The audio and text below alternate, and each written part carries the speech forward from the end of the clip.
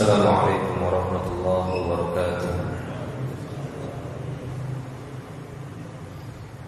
Innal hamdalillah nahmaduhu wa nasta'inuhu wa nastaghfiruh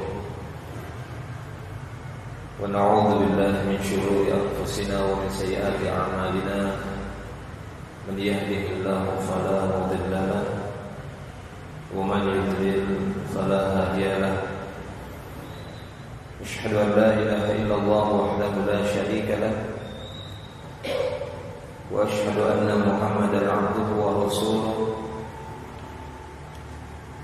اللهم صل وسلم على نبينا محمد صلى الله عليه وسلم وعلى أهل بيته وأزواجه وأصحابه ومن تبعهم بإحسان إلى يوم الدين. وقال الله تعالى: يا أيها الذين آمنوا اتقوا الله حق تقاته ولا تموتن إلا وأنتم مسلمون. أما بعد، فيا أيها الجماعة رحمني ورحمكم الله جميعا.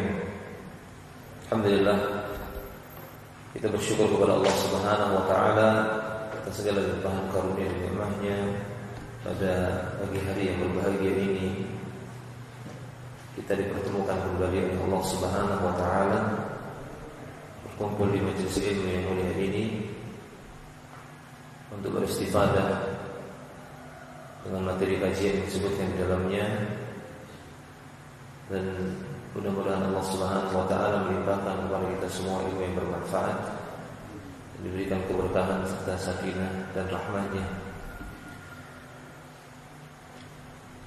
Adapun pembahasan kita masih melanjutkan materi tazkiyatun nufus, upaya mensucikan dan membersihkan jiwa. Namun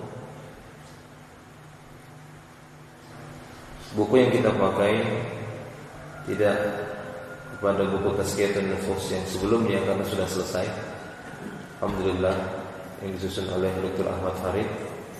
Itu sudah selesai kita bahas. Maka kita beranjak kepada kitab yang lainnya, yang mana materi yang ada di dalamnya juga masih berkaitan dengan tazkiyatun nafs. Ini upaya untuk membersihkan dan mensucikan jiwa. Saya mengambil sebuah kitab yang tidak terlalu panjang, kurang lebih ada 70 halaman,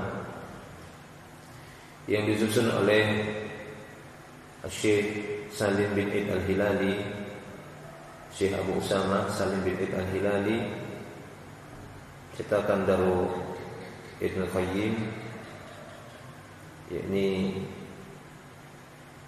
Damam, Mamlakah Arabiyah Saudiyah, yang mana bukunya berjudul Mukaffiratuz Dzunub, Mukaffiratuz Dzunub fi Daw'il Qur'anil Karim wa Sunnatis Sahihah Al-Mutahharah, yang artinya Mukaffiratuz Dzunub, ini penggugur dosa, ya, pembersih dosa.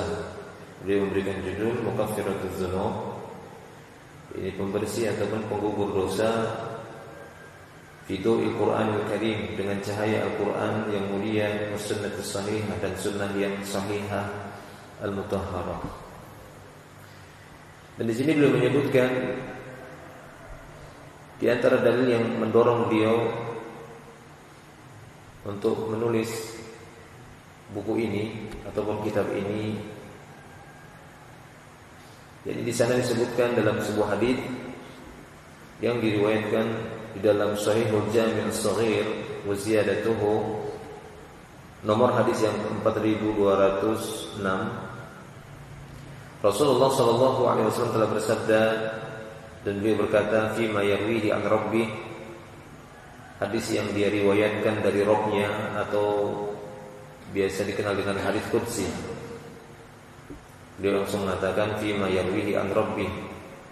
Beliau bersabda, ini hadis yang diriwayatkan dari Rabb-nya. Jadi langsung Rasulullah sallallahu alaihi wasallam mengatakan Allah Subhanahu wa taala berfirman, tapi tidak dimasukkan kepada Al-Quran. Qala Allah Ta'ala, beliau bersabda bahwasanya Allah Subhanahu wa taala telah berfirman, "Man 'alima anni zu qudratin 'ala maghfiratiz dzunub." Di dalam hadis qudsi ini Allah Subhanahu wa taala berfirman, barang siapa yang mengetahui sesungguhnya aku adalah zat yang mampu untuk memberikan maghfirah, menggugurkan dzunub, menggugurkan dosa-dosa. Liman alima, barang siapa yang mengetahui bahwasanya aku, maksudnya Allah Subhanahu wa taala zu qudrah, zat yang memiliki kemampuan untuk menghapuskan dosa, ghafartu lahu, maka sungguh aku akan mengampuninya. Jadi barang siapa yang mengetahui ataupun meyakini bahwasanya Allah Subhanahu wa taala adalah satu-satunya yang paling mampu, yang maha kuasa untuk menggugurkan dosa-dosa, maka benar-benar aku akan mengampuninya. Wala ubali ma lam yusyrik bi syai'an, dan aku tidak peduli, kata Allah Subhanahu wa taala, selama dia tidak berbuat kesyirikan, selama dia tidak menyekutukanku sedikit pun, maka aku tidak peduli, kata Allah Subhanahu wa taala. Akan aku ampuni, akan aku gugurkan, akan aku hapuskan dosa-dosanya. Nah, demikian. Jadi ini merupakan satu dalil yang menunjukkan tentang mukaffiratuz dzunub. Dosa-dosa itu bisa dihapuskan, kecuali dosa yang memang ditetapkan oleh Allah Subhanahu wa taala tidak diampuni olehnya. Itu dosa kesyirikan seperti yang sudah kita ketahui bersama. Nah, para jemaah yang Allah Subhanahu wa taala, kita mengambil sedikit faidah dari muqaddimah yang disebutkan oleh beliau setelah beliau memuji Allah Subhanahu wa taala dan berselawat kepada Rasulnya sallallahu alaihi wasallam. Setelah itu beliau mengatakan, amma ba'du, fa innal 'abda la yakhlu min ma'siyah, maka sesungguhnya seorang hamba itu tidak bisa terbebas dari kemaksiatan. Ya, sesungguhnya seorang hamba itu la yakhlu min ma'siyatin, artinya tidak bisa bersih, sepi dari kemaksiatan. Kemudian dia tidak pernah berbuat maksiat sedikit pun. Itu tidak ada hamba seperti ini. Inilah dia al-'abd, la yakhlu min ma'siyah, tidak pernah sepi dari kemaksiatan. Fala yaslamu min hadzal naqs ahadun min bani Adam wal ma'sum man 'asamahu Allah. Tidak ada seorang pun yang selamat dari kekurangan ini dari keturunan-keturunan Adam. Sementara orang-orang yang maksum, orang-orang yang terjaga, mereka adalah orang-orang yang memang benar-benar dijaga oleh Allah Subhanahu wa taala. Di antaranya adalah mereka para nabi, para rasul dan Nabi Muhammad sallallahu alaihi wasallam. Wa inna ma yatafawatul bashar fil maqadir, dan sesungguhnya manusia itu bertingkat-tingkat di dalam ketentuan-ketentuan takdirnya. Berbeda-beda, tafawut antara manusia yang satu dengan yang lainnya, maqadirnya ataupun ketentuan takdirnya itu berbeda-beda. Ada yang satu mungkin ujian kemaksiatannya itu dari sisi wanita. Ada mungkin seorang diuji kekuatannya tersebut, ya, ataupun kemaksiatannya dari sisi harta. Ada yang dari sisi anak, ada dari sisi istri, ada yang dari sisi pekerjaan dan semisalnya. Yang maksudnya mudah dia tergelincir dalam hal tersebut. Dia mudah tergelincir kepada kemaksiatan ketika menghadapi para wanita. Dia mudah tergelincir kepada kemaksiatan ketika menghadapi harta. Dia mudah tergelincir kepada kemaksiatan ketika menghadapi manusia, ketika menghadapi pekerjaan. Tapi ada orang-orang yang kuat dalam masalah itu, tapi tidak kuat pada yang lainnya. Dia kuat untuk menahan fitnah dari wanita, tapi dia tidak kuat mungkin menahan fitnah dari anak-anaknya, sehingga dia terjatuh kepada kemaksiatan dan seterusnya. Ini berbeda-beda kata beliau. Wa inna ma yatafawatul bashar fil maqadir. Manusia itu berbeda-beda, bertingkat-tingkat dalam masalah ketentuan takdirnya. Amma aslu dzalika fala budda minhu. Tapi asalnya ya semuanya tidak terlepas dari an-naqs ini, kekurangan ini. tidak pernah terlepas dari kemaksiatan, kesalahan ataupun perbuatan dosa. Wa man tafaqqada nafsahu wajaddaha mashhunah bihadzal naqs fa idza wuffiqa in ba'atha minhu khawfa hujumil halak alaihi. Maka barang siapa yang berusaha untuk menjaga dirinya, kemudian berusaha untuk menghindarkan dirinya dari kekurangan-kekurangan ini, maka sungguh dia adalah orang yang telah diberikan taufik oleh Allah Subhanahu wa taala dikarenakan rasa khawatirnya terjatuh kepada kebinasaan. Nah, berkaitan dengan mukaffiratuz dzunub, sana disebutkan dalam sebuah ayat Allah Subhanahu wa taala berfirman dalam surah Az-Zumar ayat yang ke-53. Qul ya ibadiyalladzina asrafu ala anfusihim. Katakan ya Muhammad, ya ibadiyalladzina asrafu ala anfusihim, wahai hamba-hambaku yang telah berbuat melampaui batas terhadap diri mereka, la taqnatu mir rahmatillah. Janganlah kalian berputus asa dari rahmat Allah Subhanahu wa taala. Innallaha yaghfiruz dzunuba jami'an. Innallaha yaghfiruz dzunuba jami'an. Ya ibadiyalladzina asrafu ala anfusihim, wahai hamba-hambaku, kata Allah Subhanahu wa taala, yang telah berbuat melampaui batas terhadap diri mereka, la taqnatu min rahmatillah. Janganlah kalian putus asa dari rahmat Allah Subhanahu wa taala. Innallaha yaghfiruz dzunuba jami'an. Sesungguhnya Allah Subhanahu wa taala akan menggugurkan dosa itu semua. Jadi semua dosa anak Adam itu bisa diampuni oleh Allah, bisa dibersihkan oleh Allah Subhanahu wa taala, dianggap tidak memiliki dosa sama sekali. La taqnatu min rahmatillah. Jangan khawatir, jangan berputus asa, jangan takut tidak mendapatkan rahmat Allah Subhanahu wa taala. Innallaha yaghfirudz dzunuba jami'an. Innahu huwal ghafurur rahim. Sesungguhnya Dia Maha Pengampun lagi Maha Penyayang. Akhwani fiddin rahimani wa rahimakumullah wa iyyakum jami'an. Takfiruz dzunub ala darbain. Maksud takfiruz dzunub di sini, ya, terhapusnya dosa-dosa ataupun digugurkannya dosa-dosa ini ada dengan dua pemahaman darbain kata beliau. Yang pertama yang dimaksud dihapusnya dosa di sini al-mahwu, maksudnya benar-benar dihapus. Ya, dosa yang dilakukan oleh seorang hamba tersebut benar-benar al-mahwu, dihapus. Takfir itu kan takfir dzunub, maksudnya digugurkan. Maksud digugurkan dosa di sini ataupun mukaffiratuz dzunub artinya al-mahwu. Benar-benar dosa tersebut dihapus oleh Allah Subhanahu wa taala. Wa hadza huwa maqamul afwi. Dan ini biasanya disebut dengan al-afwu, afwan. Dengan nama al-afu, Allah kan maha pemberi maaf. Jadi maaf itu beda dengan ampunan. Minta maaf sama minta ampun itu dibedakan, sedikit dibedakan oleh para ulama. Sehingga ketika Aisyah radhiyallahu anha ya bertanya kepada Rasulullah sallallahu alaihi wasallam, apa yang harus aku ucapkan ketika mengetahui di malam-malam tersebut merupakan malam Lailatul Qadar? Maka apa? Ya, amalan yang diajarkan oleh Rasulullah kepada Aisyah radhiyallahu anha, kuli ataupun ucapkanlah apa itu? Siapa masih ingat? Allahumma innaka afuwun tuhibbul afwa.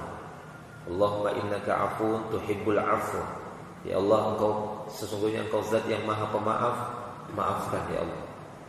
Ya, maafkan. Nah, maaf ini maksudnya adalah al-mahwu. Maksudnya minta dihapus. Tidak ada lagi catatannya, dihapus. Itu makna mukaffiratuz dzunub. Dan ini sesuai dengan sabda Nabi sallallahu alaihi wasallam. Di dalam sebuah hadis Nabi sallallahu alaihi wasallam bersabda, "Wa atbi'is sayyi'atal hasanah tamhuha." Wa atbi'is sayyi'ah al-hasanah. Ikutilah perbuatan sayyi'ah dengan perbuatan hasanah. Ikutilah perbuatan buruk, ya, diikuti ini perbuatan buruk, diikuti dengan perbuatan al-hasan, dengan perbuatan baik. Tamhuha, perbuatan baik ini akan menghapusnya. Nah, begitu ya, terhapus, hilang. Nah, demikian. Dan ini kata para ulama adalah maqamul afwi. Ini merupakan maqamnya al-afwu. Asani, makna takfiruz dzunub yang kedua adalah tabdil. Allah Subhanahu wa taala mengganti. Ini mengganti perbuatan dosa tersebut diganti dengan yang lainnya. Dalilnya adalah firman Allah Subhanahu wa taala di dalam surat Al-Furqan ayat yang ke-70. Allah Subhanahu wa taala berfirman, "Faulaika yubaddilullahu sayyi'atihim hasanatin wa kana Allahu ghafuran rahima." Merekalah orang-orang yang yubaddilullahu, Allah mengganti sayyi'atihim, kejahatan-kejahatan, keburukan-keburukan mereka diganti oleh Allah dengan apa? Dengan hasanat.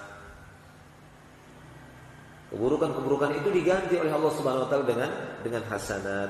Dan ini ya wa kana Allahu ghafuran, dan adalah Allah Maha Pengampun lagi Maha Penyayang.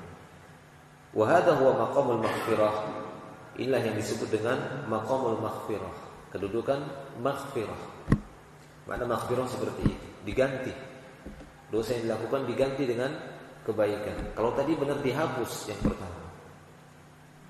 Allahu a'lam bishawab. Ya. Nah, ikhwan fillah rahimani rahimakumullah wa iyyakum jami'an. Maka beliau di sini mengatakan, ala ma asmaha hadad din wa ma aisara manhajahu ala kulli ma fihi min hutafin birraf'ah was-sumu wa tukhrin wa nazafah. Perhatikanlah, sungguh alangkah bertoleransinya agama kita ini. Ya. Alangkah tingginya nilai toleransi agama Islam ini, kata penulis beliau, ya Syekh Salim bin Al-Hilali.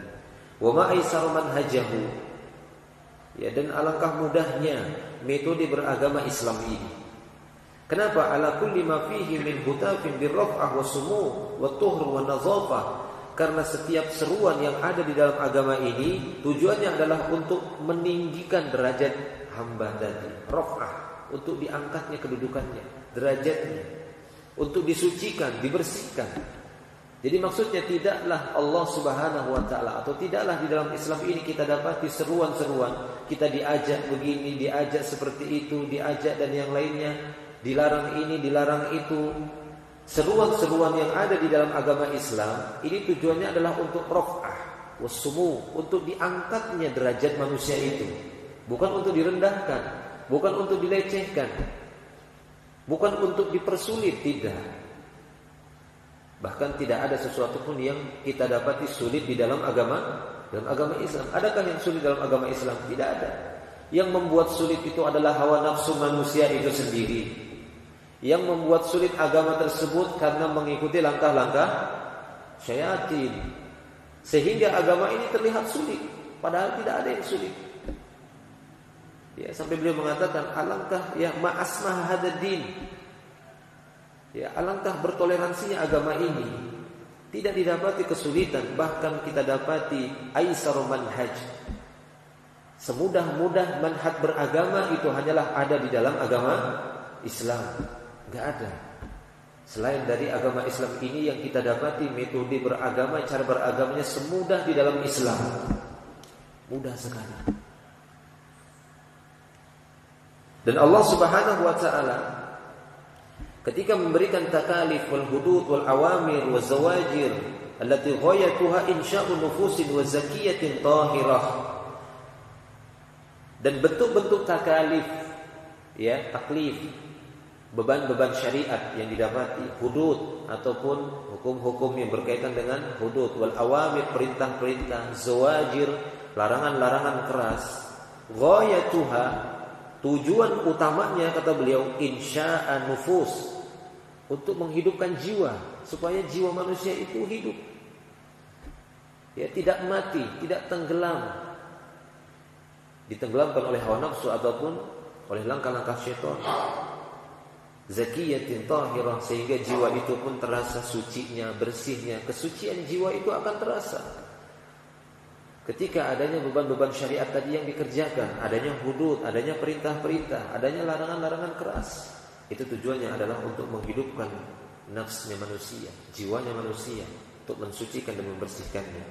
Allah Subhanahu wa taala berfirman di dalam surah Al-Baqarah ayat yang ke-21, "Ya ayuhan nas, u'budu rabbakumul ladzi khalaqakum."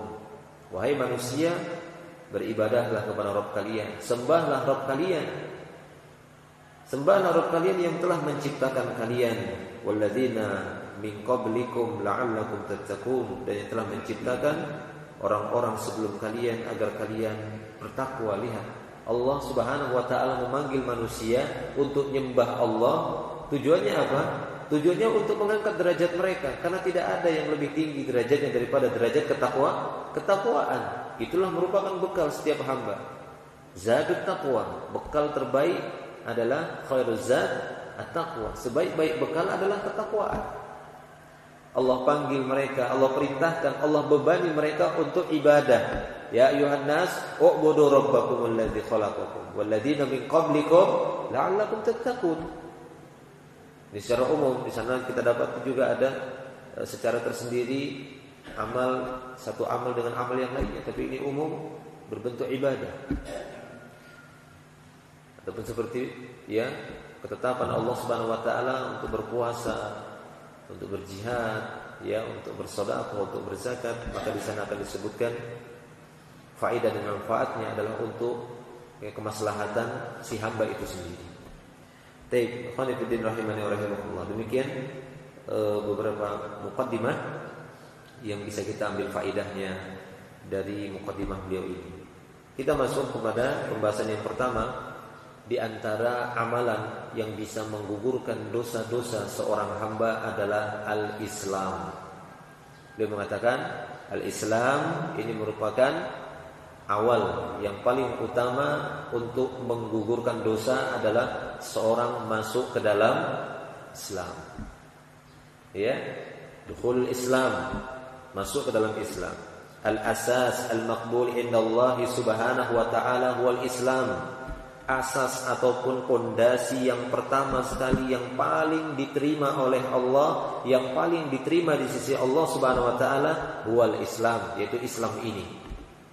Li'annahu ra'sul amri, karena sesungguhnya Islam merupakan modal. Ra'sul amr, ra'sul mal itu modal usaha. Ra'sul amr maksudnya modal, merupakan modal segala kehidupan, segala urusan, modalnya itu adalah Islam. Ketika seorang sudah memiliki Islam, maka dia akan dapati solusi-solusi dari berbagai macam permasalahan. Ketika itu tidak ada pada seseorang, maka dia pun tidak akan mendapatkan solusi yang terbaik dalam kehidupannya. Yang ada hanyalah tipuan dan tipuan. Dia tertipu jika dia tidak memulai dengan Islam, tidak punya modal Islam. Nah, li'annahu ra'sul amr. Faman salaka tariqan khairahu fahuwa minal halikin. Barang siapa yang menempuh jalan selain dari jalan Islam, maka dia termasuk orang-orang yang akan binasa. Dan ini wajib diyakini oleh orang-orang yang telah memeluk Islam. Jangan katakan udah, yang lain juga agama sama-sama mau masuk surga, kan begitu ya? Tidak. Bagi siapapun yang telah memeluk agama Islam, wajib dia meyakini bahwasanya tidak ada jalan yang diberikan oleh Allah Subhanahu wa taala untuk memasuki surganya kecuali melalui jalan Islam. Ini wajib dipatri, dilas dalam hatinya. Tidak boleh keluar lagi, tidak boleh lekang. Adapun selain itu bukanlah jalan menuju surga Allah Subhanahu wa taala.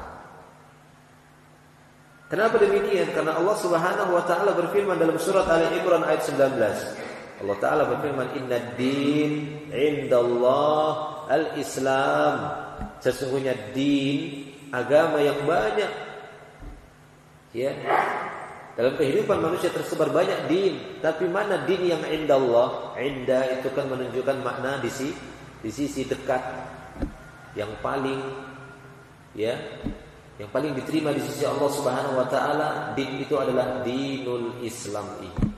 Agama Islam yang diturunkan oleh Allah Subhanahu wa taala. Dalam surat Ali Imran ayat yang ke-85 di sana Allah Subhanahu wa taala juga berfirman, "Wa may yattaghi ghairal islami dinan." Barang siapa yang masih mencari-cari agama selain Islam. Yabtaghi, ya, ibtigha'id-din ghairul Islam. Dia masih mengharap-harapkan kebaikan dari selain agama Islam. Fala yuqbala minhu, maka tidak akan pernah diterima kata Allah Subhanahu wa taala. Tidak akan pernah diterima. Kalau ada seorang masih mencari-cari selain Islam, mencari-cari kebaikan selain Islam, tidak akan ditemukan. Hanya ada pada agama Islam itu sendiri. Bukan ingin membenarkan diri kita, karena diri kita bukanlah orang yang paling benar, tapi kita ingin membenarkan apa yang benar-benar turun dari Allah Subhanahu wa taala. Kita mengatakan bahwasanya Islam itu agama yang paling benar, bukan ingin menyombongkan diri, karena diri ini tak pantas untuk disombongkan. Kita kan sudah sebutkan bagaimana manusia itu tidak terlepas dari kesalahan ataupun kemaksiatan. Itu sulit. Akan tapi yang ingin kita tinggikan di sini adalah nilai-nilai Islamnya. Karena meninggikan Islam tersebut, ya, sama saja dengan meninggikan dan memuliakan Allah Subhanahu wa taala yang menurunkan agama tersebut. Karena terkadang ada orang-orang yang mengatakan kalian mau menang sendiri, mau benar sendiri, mengatakan Islam yang paling benar. Apakah agama lain tidak benar? Kita katakan iya, agama yang lain tidak benar. Tapi bukan ingin mensucikan diri kita sendiri dan bukan ingin merekomendasikan bahwasanya kitalah yang pantas masuk surga. Tidak, hak memasukkan surga benar, itu adalah hak Allah Subhanahu wa taala. Kita hanya ingin meninggikan agama Allah Subhanahu wa taala, yang dengan ini Allah tinggikan kita. Yang dengan ini Allah Subhanahu wa taala akan memuliakan kita, memuliakan hambanya yang memuliakan agama Allah. Barang siapa yang memuliakan agama Allah, Allah Subhanahu wa taala akan memuliakan dia dan akan memasukkan dia ke dalam rahmatnya, ke dalam syurganya. Itu yang kita harapkan. Nah, demikian ya khana fiddin rahimani wa rahimakumullah. Jadi jelas dalam surah Ali Imran ayat 85 ini, "Wa may yattaghi ghairal islami dinan falan yuqbala minhu." Barang siapa yang masih mencari-cari selain Islam sebagai agama, falan yuqbala minhu, tidak akan diterima di sisi Allah Subhanahu wa taala. Wa huwa fil akhirah minal khasirin, dan nanti dia di akhirat. Allah tidak katakan di dunia saja. Ya, karena kehidupan itu bukanlah di dunia. Kehidupan yang hakiki, yang sebenarnya adalah kehidupan di akhirat yang tidak ada batasnya. Hayatul la nihayah fiha. Kehidupan akhirat adalah kehidupan yang tak ada batasnya. Berapa tahun hidup di sana? 100, 200, 1000, 10.000, 1.000.000 tahun? Allahu a'lam, abadan. Ya, abadi, enggak berkesudahan. Hidup terus manusia. Yang mana Rasulullah menceritakan bagaimana al-maut yang pernah menakut-nakuti manusia di dunia, itu pun dibunuh oleh Allah Subhanahu wa taala, disembelih. Yang namanya maut itu kan makhluk ciptaan Allah Subhanahu wa taala. Kan Allah yang menciptakan khalaqal hayata, ya, wal mauta. Siapa yang menciptakan hidup dan mati? Allah Subhanahu wa taala. Itu makhluk ciptaan Allah Subhanahu wa taala.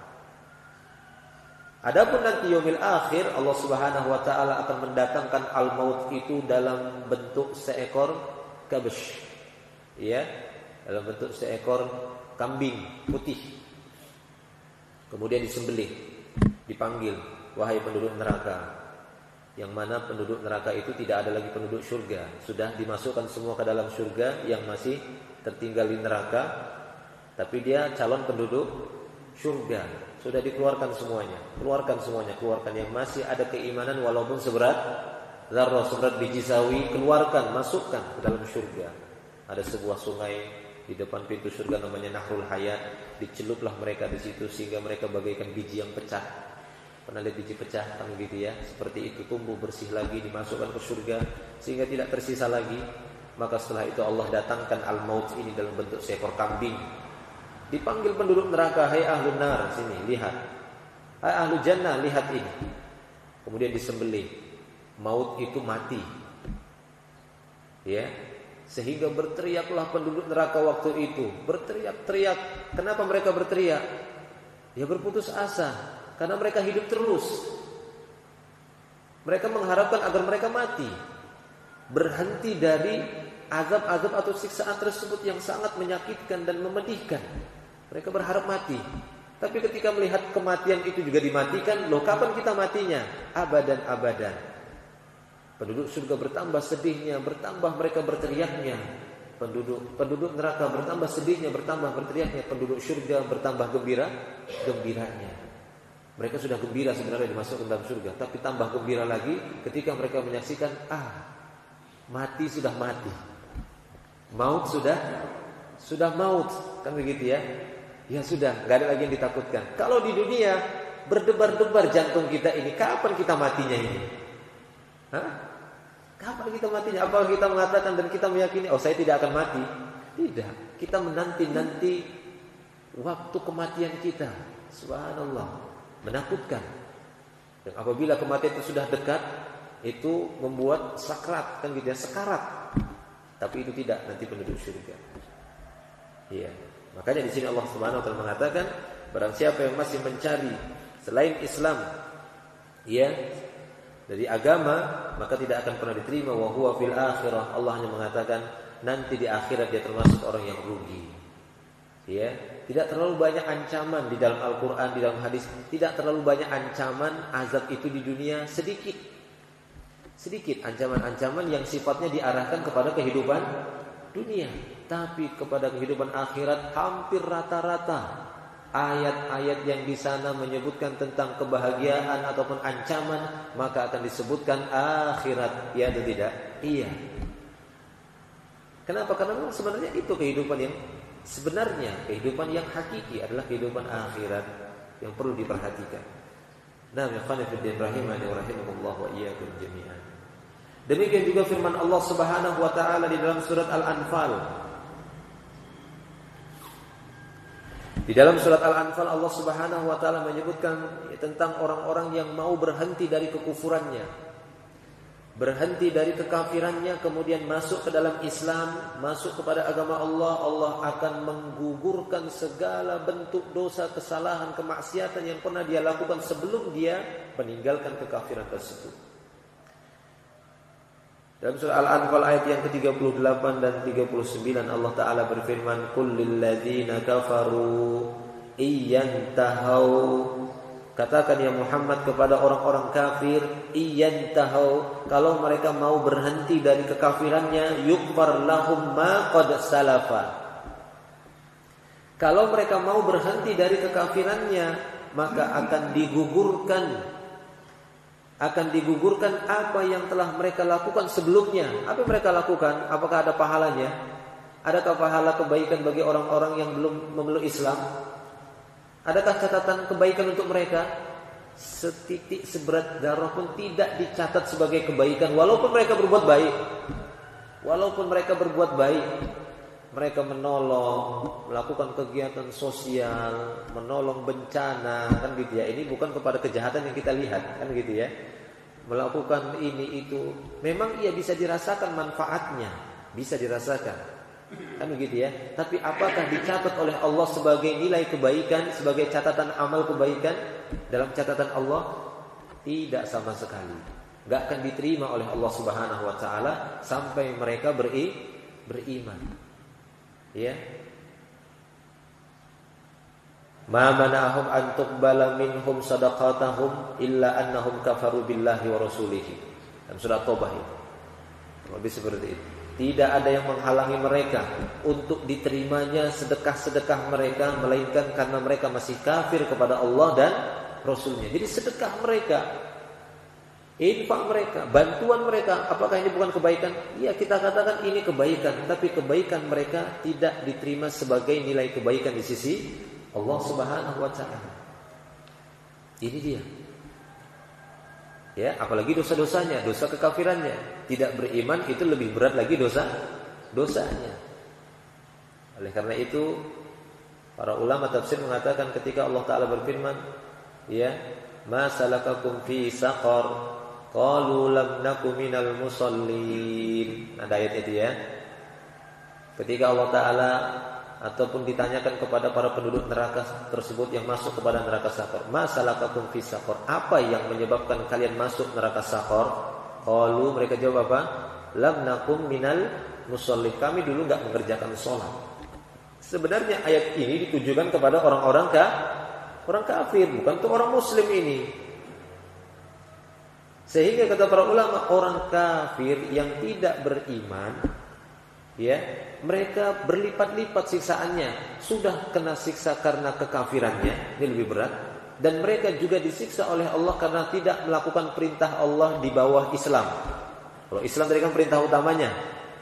Mereka tidak Islam, ini merupakan kekafiran, mereka sudah diazab karena tidak Islam. Mereka tidak melakukan amalan-amalan dalam Islam pun tetap mendapatkan azab siksaan.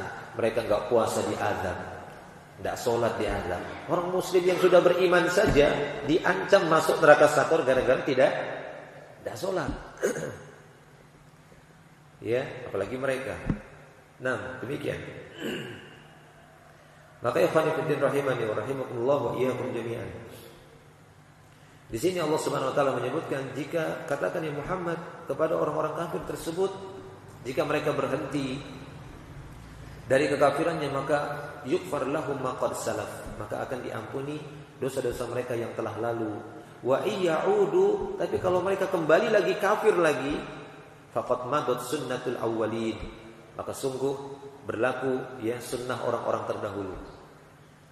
Ya, gimana sunnah orang terdahulu? Ketika mereka kembali kafir lagi, maka diratakan oleh Allah Subhanahu wa taala. Ya, Allah Subhanahu wa taala meratakan azabnya. Nah, demikian ikhwan fillah. Dan hadisnya sebagai pendukung bahwasanya Islam menggugurkan dosa-dosa sebelumnya. Hadis yang diriwayatkan oleh Al-Imam An-Nasa'i, Nabi sallallahu alaihi wasallam bersabda, "Idza aslamal 'abdu fahasuna islamuhu." Nah, ini perhatikan hadisnya. Kata Nabi SAW, beliau bersabda, "Idza aslamal 'abdu," jika seorang hamba telah memeluk Islam, fahasuna islamuhu, dan baik keislamannya, bukan Islam KTP, kan begitu ya? Ataupun Islam karena mau sesuatu, ya, karena mau menikah. Ya, kenapa? Karena saya pernah mendapati beberapa orang seperti itu. Masuk Islam kenapa? Saya mau menikahi seorang wanita. Luruskan dulu, saya bilang. Ya, Islam itu yang diperlukan adalah ketulusan dan keikhlasan. Jelas saya nasihati dia. Ketika dia datang ke masjid, dia bilang mau masuk Islam. Apa yang mendorong kamu ingin masuk Islam? Saya tertarik dengan seorang wanita muslimah. Saya mau menikahi dia. Maka saya berikan nasihat waktu itu. Tapi silahkan, boleh-boleh saja. Karena masuk Islam itu mudah. Cukup mengucapkan 2 kalimat syahadah, saya bilang. Akan tapi yang paling terpenting, tujuanmu masuk Islam. Ya, karena sesungguhnya nanti kamu akan dapati bagaimana pentingnya keikhlasan di dalam Islam itu sendiri. Kamu harus luruskan dulu niatnya. Kamu masuk Islam ini karena memang ingin beribadah kepada Allah dan ingin meninggalkan sesembahanmu selama ini. Dia Nasara, Kristen sebelumnya. Ya. Kamu harus siap untuk menyatakan kufurnya ajaranmu selama ini. Kecuali apa yang memang nanti dibenarkan juga oleh Islam. Masuklah Islam karena ikhlas, karena memang kamu ingin mengabdi beribadah kepada Allah Subhanahu wa taala yang ada bersemayam di atas arsy-Nya, di atas langit. Panjang saya cerita sampai dia paham. Setelah itu silakan kamu menikah, tapi harus lurus dulu niatnya. Islammu itu adalah untuk memperbaiki diri, untuk beragama, untuk menjalankan perintah, untuk mengerjakan sholat, untuk mengerjakan perintah-perintah Allah yang lainnya. Dia siap, ya sudah, kita ucapkan, kita tuntun dia untuk mengucap 2 kalimat syahadah. Ya, alhamdulillah. Saya bilang sering-sering ke sini. Tapi tidak pernah lagi ketemu saya. Hilang sudah. Tidak tahu kemana. Maksudnya sering-sering ketemu saya, kan begitu ya. Datang ke majelis atau insyaallah. Ya, Allahu a'lam bishawab. Nah, demikian. Idza aslamal 'abdu, jika seorang itu telah masuk Islam, kata Rasulullah, fahasuna islamuhu, dan baik Islamnya, kataballahu lahu kulla hasanatin kana aslafaha wa muhiyat anhu kullu sayyi'atin kana aslafaha. Barang siapa yang masuk Islam, apabila seorang hamba masuk Islam dan baik Islamnya, Allah Subhanahu wa taala akan menuliskan setiap kebaikan yang pernah dia lakukan dulu sebelum dia Islam, itu akan dijadikan sebagai hasanah, sebagai catatan kebaikan. Subhanallah. Jadi masuk Islam dia, sebelum dia masuk Islam dia pernah berbuat kebaikan, itu diambil catatan oleh Allah sebagai catatan kebaikan, dimasukkan dalam catatan keislamannya. Dia baru masuk Islam, tapi diakumulasi semua kebaikan dulu yang itu awalnya tidak diterima oleh Allah. Ini untuk menunjukkan sebagai bukti dan dalil bahwasanya orang-orang yang belum Islam, kebaikan yang dia lakukan nggak dianggap, nggak dicatat. Tapi ketika dia masuk Islam, diakumulasi oleh Allah, ditarik lagi. Subhanallah, ditarik lagi, kemudian dijadikan sebagai catatan dia. Padahal dia baru masuk Islam, tapi sudah banyak pahala kebaikannya. Mungkin dia pernah nolong orang di jalan, mungkin dia berbakti kepada orang tuanya. Kita tidak mungkin bahwasanya ada orang-orang yang kafir yang belum masuk Islam, tapi memiliki akhlak yang baik, punya jiwa sosial, dermawan dan yang semisalnya ada, tapi tidak diterima, tidak dicatat oleh Allah Subhanahu Wa Taala sebagai catatan kebaikan. Nah ini kata Rasulullah Sallallahu Alaihi Wasallam, apabila seorang hamba masuk ke dalam Islam dan baik Islamnya, Allah akan tuliskan setiap kebaikan yang pernah berlalu, kebaikan yang pernah dia lakukan semasa kekufurannya, itu akan dicatat. Kataballahu lahu kulla hasanatin kana aslafaha. Dan demikian juga wa muhiyat anhu kulla sayi'atin kana aslafaha. Allah Subhanahu wa taala akan dihapus setiap dosa kesalahan yang pernah dia lakukan dahulu juga. Jadi Islam jelas sini Islam akan menggugurkan dosa. Tidak hanya menggugurkan dosa, bahkan akan menarik pahala, akan menarik pahala kebaikan yang pernah dia lakukan yang itu tidak diterima awalnya, setelah dia masuk Islam diterima oleh Allah Subhanahu wa taala. Summa kana ba'da dzalik, kemudian setelah dia masuk Islam, maksudnya setelah tadi kebaikan dia dulu dijadikan sebagai catatan kebaikan, kemudian kesalahan dia terdahulu dihapuskan oleh Allah. Setelah itu ba'da dzalika summa kana ba'da dzalika al-qisasul hasanah bi asyri amsalha ila 700 dhifin. Wasai'atu bimisliha illa ayyatajawazallahu anha. Setelah itu maka Allah Subhanahu wa taala akan mengganti satu kebaikan dia. Setelah itu maksudnya setelah dia masuk Islam. Setelah dia masuk Islam maka setiap hasanah wahidah, setiap satu kebaikan bi asyri amsalha. Ini kalau dia sudah masuk Islam. Setelah dia masuk Islam, satu kebaikan yang dia lakukan dibalas dengan 10. Itu dia. Ila 700 dhifin, bahkan sampai 700 kali lipat sampai 700 kali. Ini satu kebaikan. Wasai'ah bimisliha. Hanya saja kalau setelah Islam dia berbuat sai'ah, dia berbuat kejahatan, hanya dicatat dengan satu kejahatan. Ini berlaku bagi orang-orang yang muslim yang sudah memeluk Islam. Apabila satu kebaikan yang dilakukan dilipat gandakan sampai 10 bahkan 700 kali lipat. Tapi apabila dia melakukan satu kesalahan, Allah tidak melipat gandakan, cukup dicatat hanya satu saja. Inilah di antara tanda penyayangnya Allah Subhanahu wa taala. Illa ayyatajawazallahu anha, kecuali dosa-dosa yang memang Allah maafkan. Maksudnya setiap satu kesalahan yang kamu lakukan setelah Islam, maka Allah akan mencatat sebagai satu kesalahan, kecuali Allah memaafkannya. Jadi dari sini bisa kita dapati terkadang ada dosa-dosa yang memang Allah memaafkan secara cuma-cuma, walaupun hamba tadi belum meminta maaf, belum minta ampun, tapi Allah memaafkan saja. Allah Subhanahu wa taala memaafkannya. Tapi ada dosa-dosa yang tidak dimaafkan oleh Allah, tidak diampuni, yaitu dosa syirik ataupun dosa di bawah kesyirikan, belum diampuni oleh Allah karena Allah masih menunggu taubatnya, masih menunggu istighfarnya, masih menunggu permohonan ampunannya. Ini belum diampuni oleh Allah Subhanahu wa taala. Dan apabila ini terus bertumpuk, inilah yang menyebabkan Allah ingin menguji dia dengan sebab dosa. Baik, khamifuddin rahimani wa rahimakumullah wa iyyakum jami'an. Mungkin itu yang bisa kita sampaikan dalam pertemuan kali ini. Kita masih pada poin yang pertama, yaitu amalan yang bisa menggugurkan dosa, mukaffiratuz dzunub, yang bisa mensucikan jiwa adalah Islam. Pegangilah Islam dengan baik. Ini merupakan ra'sul amri. Dalam hadis juga Rasul mengatakan ra'sul amri al-Islam. modal segala urusan, Rasul Amr, ini pangkalnya urusan itu ada pada Islam. Barang siapa yang sudah memegangi Islam, maka insya Allah dia akan mendapatkan kebahagiaan di dalam Islam tersebut. Dia akan mendapatkan berbagai macam jalan keluar, solusi dan yang lainnya. Adapun orang-orang yang tidak memeluk Islam ataupun meninggalkan Islam, mereka adalah orang-orang yang merugi nantinya di akhirat. Islam akan menggugurkan dosa seseorang dan akan menjadikan amal-amal kebaikan yang dia lakukan sebelumnya menjadi bernilai di sisi Allah Subhanahu wa taala dengan sebab Islam tersebut. Bahkan di sana didukung juga dengan hadis yang mana Hakim bin Hizam, salah seorang sahabat, dia datang kepada Rasulullah sallallahu alaihi wasallam dan dia mengatakan, "Ya Rasulullah, dulu saya di masa jahiliyah, saya suka silaturahim, saya suka itaqah. Itaqah itu memerdekakan budak. Sampai 100 budak saya merdekakan. Wassadaqah, saya juga dulu di masa jahiliyah sebelum memeluk Islam, saya suka sedekah. Bahkan dia pernah mensedekahkan 100 ekor unta." Ini Hakim bin Hizam. Dia tanya, "Itu gimana ya Rasulullah? Gimana amal-amal kebaikan saya?" Itu menunjukkan bahwasanya di masa jahiliyah masih ada orang baik, ataupun ada dahulunya orang-orang yang jahil, belum paham Islam, tapi dia punya akhlak yang baik.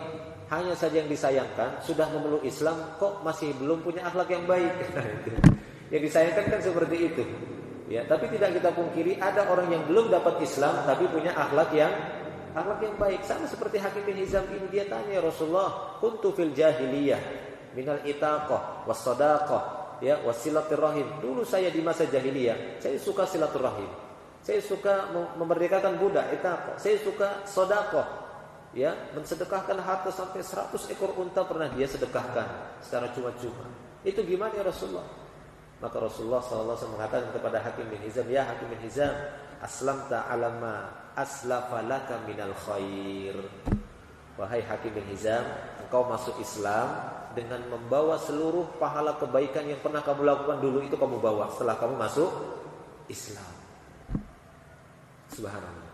Ya, demikian ikhwan fillah rahimani wa rahimakumullah. Bahkan dengan dalil ini para ulama mengatakan bahwasanya kenapa, apa hikmahnya anak-anak yang belum mencapai masa baligh, karena kan baligh sudah mulai dia taklif, dibebani dengan beban syariat. Tapi kenapa sebelum baligh dia harus diperintahkan sholat? Kenapa harus dipukul umur 10 tahun sudah baligh atau belum? Belum baligh. Kenapa harus dia dipukul ketika dia meninggalkan sholat? Dia kan belum baligh. Tapi kenapa Rasulullah memerintahkannya? Apa hikmahnya? Nah, sebagai orang tua antum harus dapat hikmah ini. Apa hikmahnya para orang tua diperintahkan oleh Islam untuk mengajarkan Islam kepada anak-anaknya sebelum baligh, diajarkan sholat. Ini tidak hanya sholat saja, ya puasa juga kan gitu ya. Tapi sholat merupakan sayyidul a'mal, itu kan sholat. Tapi sholat, ya puasa ataupun yang lainnya, amal-amal kebaikan itu sudah diperintahkan semenjak dia masih anak-anak sebelum baligh. Apa hikmahnya? Kok antum para orang tua memerintahkan anak? Kan bisa saja anda beralasan, ya ini kan belum mencapai baligh, kenapa harus diperintah? Biarkan saja mereka dulu seperti itu. Nanti kalau sudah baligh baru diperintahkan. Apa hikmahnya? Kalau dikaitkan dengan pembahasan ini, kira-kira ketangkep enggak? Apa hikmahnya? Para orang tua biasanya, kalau yang belum orang tua mungkin enggak tahu. Belum. Apa hikmahnya? Hikmahnya adalah tabungan. Ya, menabung pahala. Supaya nanti ketika dia masuk masa balighnya, dia mimpi ataupun wanita itu, anak wanita tadi haid, maka Allah Subhanahu wa taala akan menarik, mengakumulasi amal-amal soleh si anak tadi, itu langsung dijadikan sebagai nilai pahala, padahal dia baru saja awal start baligh. Kan belum ada amal di situ. Kan begitu ya? Belum ada amal. Dia belum ada tabungan, tapi ini akan dijadikan oleh Allah Subhanahu wa taala. Makanya semenjak kecil Rasulullah memerintahkan untuk anak itu belajar Al-Qur'an gitu ya, menghafal Al-Qur'an. Anak-anak di masa Rasulullah sallallahu alaihi wasallam diajarkan Al-Qur'an, dihafal, diajarkan doa-doa, diajarkan salat dan amal-amal yang lainnya, tapi dengan kadar kemampuan mereka. Apa tujuannya? Untuk tabungan pahala mereka. Supaya mereka nanti mencapai masa balighnya mereka sudah memiliki ini. Diambil oleh Allah Subhanahu wa taala. Itu ya disampaikan oleh para ulama ketika mereka menjelaskan tentang ya ini, tentang masalah Islam. Ya, tentang masalah dukhul Islam, masuknya ke dalam Islam karena itu merupakan Islamnya sempurna seorang anak. Islam sempurnanya ketika dia mencapai masa baliknya. Ini Islam yang sempurna. Sebelumnya mereka sudah muslim, anak-anak yang lahir dalam keadaan fitrah, kan begitu ya, tapi belum sempurna keislamannya. Nah, demikian. Wallahu a'lam bishawab. Semoga menjadi tambahan ilmu yang bermanfaat dan semoga menjadi tazkiyatun nufus bagi kita semua untuk menenteramkan dan mensucikan jiwa kita dan memberikan kabar gembira bagi kita semua bahwasanya Islam merupakan salah satu penggugur dosa. Barang siapa yang masuk Islam, maka sungguh dia punya kesempatan besar untuk terhapusnya dosa-dosa yang mungkin dia sulit melepaskan ataupun sulit tidak berbuat kesalahan, akan tapi dengan adanya Islam, kesalahan-kesalahan itu akan bisa dihapus ataupun digugurkan oleh Allah Subhanahu wa taala. Allahu a'lam bishawab. Wa akhiru da'wana alhamdulillah subhanakallahumma bihamdik asyhadu an la ilaha illa anta astaghfiruka wa atubu ilaik. Assalamualaikum warahmatullahi wabarakatuh.